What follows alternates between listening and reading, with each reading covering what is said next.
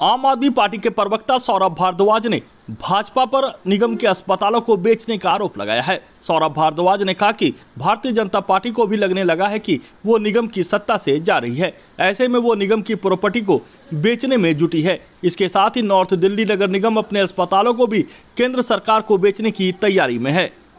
Bharatiya Janata party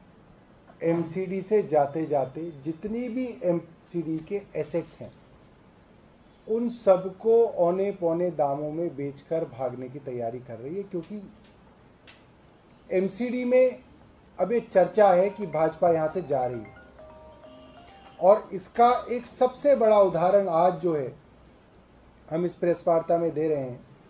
कि north Delhi municipal corporation की standing committee का एजेंडा आया है, जिसके अंदर उत्तरी दिल्ली नगर निगम के अंदर आने वाले करीब 10 अस्पताल और मेडिकल कॉलेज को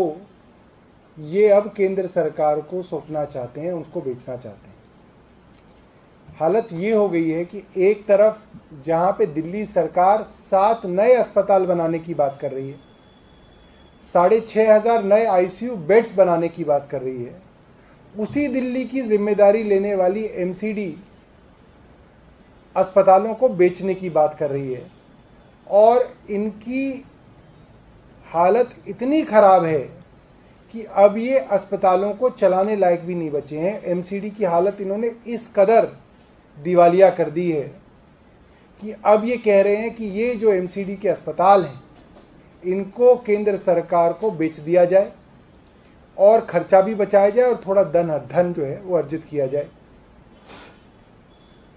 जितने भी रेवेन्यू कमाने के मैकेनिज्म्स थे, चाहे वो टोल टैक्स हो, चाहे वो पार्किंग टैक्स हो, या वो एडवर्टीजमेंट से आने वाला पैसा हो,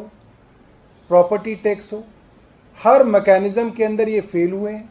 और अब जिस तरह से